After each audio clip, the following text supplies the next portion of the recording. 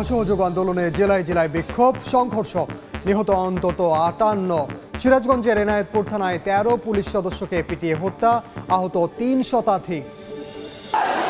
এবং সারা দেশে অনির্দিষ্টকালের কারফিউ জারি, কাল থেকে 3 দিনের সাধারণ ছুটি ঘোষণা। নিরাপত্তার স্বার্থে ফের বন্ধ সামাজিক মাধ্যম, শিক্ষার্থী অভিভাবকদের ঘরে ফেরার অনুরোধ।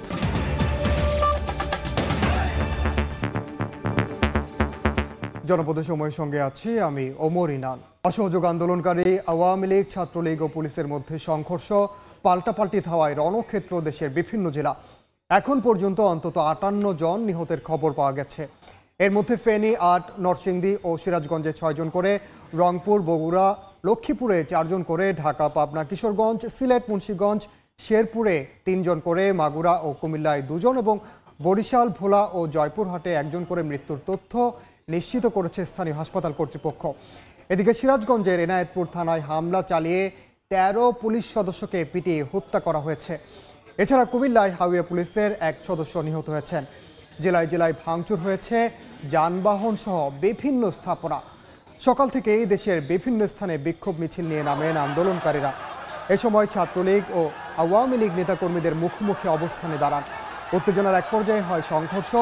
বিভিন্ন জায়গায় আওয়ামী লীগের কার্যালয়ে ভাঙচুরের পর হয় পাল্টাপাল্টি ধাওয়া, ইটপাটকেল নিক্ষেপ সহ লাঠি সোঁটা নিয়ে নামে উভয় পক্ষ। জেলার সরকারি বেসরকারি নানা স্থাপনাতেও ভাঙচুর চালানো হয়। পরিস্থিতি নিয়ন্ত্রণে টিয়ারশেল, রাবার বুলেট নিক্ষেপ করে আইন শৃঙ্খলা রক্ষা বাহিনী।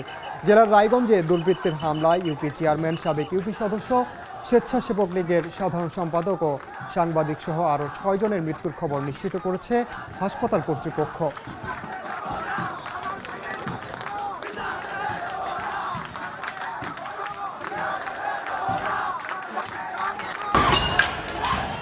কিশোরগঞ্জে জেলা আওয়ামী লীগ কার্যালয়ের আসবাবপত্র ভাঙচুর করে আগুন ধরিয়ে দেয় বিক্ষোভকারীরা।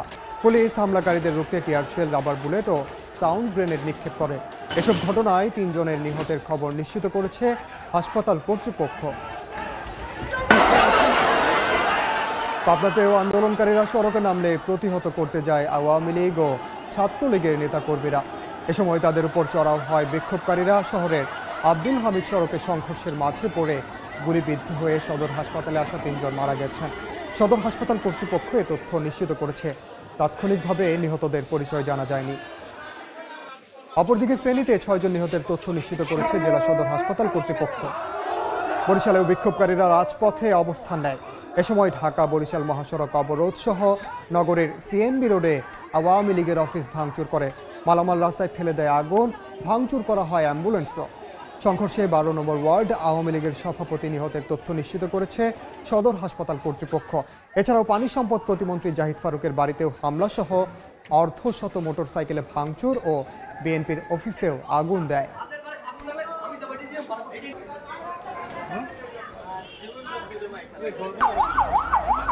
রংপুরে সকাল থেকে নগরীর টাউন হল, পায়রা চত্বর, জাহাজ কোম্পানি মোড় সহ বিভিন্ন পয়েন্টে বিক্ষোভ ও মিছিল করে আন্দোলনকারীরা। এ সময় আওয়ামী লীগের সঙ্গে ধাওয়া পাল্টা ধাওয়া হয়। সংঘর্ষে আহত হয়ে রংপুর মেডিকেলে 2 জন আওয়ামী লীগ নেতার মৃত্যুর তথ্য নিশ্চিত করেছে হাসপাতাল কর্তৃপক্ষ। বগুড়া শহরের সাতমাথায় বিক্ষোভকারীরা আওয়ামী লীগ, ছাত্রলীগের ওপর ইটপাটকেল নিক্ষেপ সহ লাঠি সোঁটা নিয়ে হামলা চালালে সংঘর্ষ বাধে। অসহযোগ আন্দোলনের প্রথম দিনে সিলেটেও ব্যাপক সংঘর্ষ হয়েছে। 12টার দিকে কোর্ট পয়েন্টে বিএনপির নেতাকর্মীদের সঙ্গে পুলিশের সংঘর্ষ হয়। এ সময় পুলিশ কাঁদানো গ্যাস, সাউন্ড গ্রেনেড ও শর্টগানের গুলি ছুড়ে তাদের ছত্রভঙ্গ করে দেয়। পরে আন্দোলনকারীরা জিন্দাবাজার পয়েন্টে অবস্থান নেয়। এ সময় 71 টিভির রিপোর্টার ও চিত্র সাংবাদিকের উপর হামলা সহ ক্যামেরা ভাঙচুর করা হয়। পরে ছাত্রলীগ, যুবলীগ অবস্থান নিলে আন্দোলনকারীরা পালিয়ে যায়। সংঘর্ষে আঞ্চলিক নির্বাচন কার্যালয়ে ভাঙচুর সহ গাড়িতে আগুন দেওয়ার ঘটনা ঘটে। পুলিশ, ছাত্রলীগ ও আন্দোলনকারী ত্রিমুখী সংঘর্ষে চট্টগ্রাম রণক্ষেত্রে পরিণত হয়। নিউ মার্কেট এলাকায় চলে মুহুর্মুহু গুলি ও টিয়ারশেল নিক্ষেপ। দুপুরের দিকে সরকার দলীয় নেতাকর্মীদের সমাবেশ করার কথা থাকলেও সহিংসতায় তা পণ্ড হয়ে যায়। পরিস্থিতি নিয়ন্ত্রণে পুলিশ গুলি ছুড়লে গুলিবিদ্ধ সহ সংঘাতে আহত হয় বেশ কয়েকজন।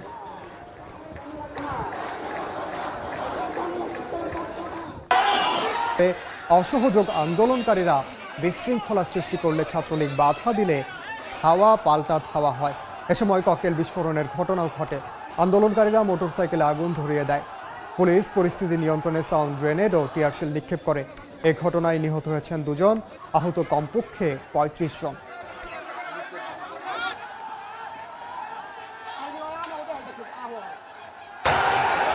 কুড়িগ্রামের ঘোষপাড়ায় আন্দোলনকারীরা সড়কে অবস্থান নিয়ে ছাত্রলীগ ও পুলিশের সঙ্গে দফায় দফায় সংঘর্ষে জড়ায় এবং ধাওয়া পাল্টা ধাওয়ার ঘটনা ঘটে।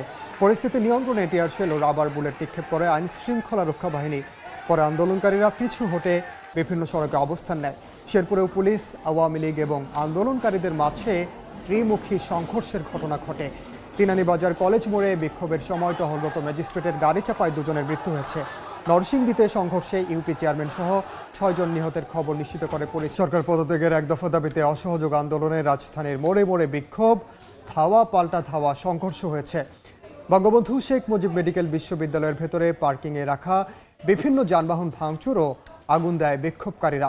এ সময় চিকিৎসা নিতে আসা মানুষজন আতঙ্কে ছোটাছুটি করেন। আরও জানাচ্ছেন রাশেদ বাপ্পি।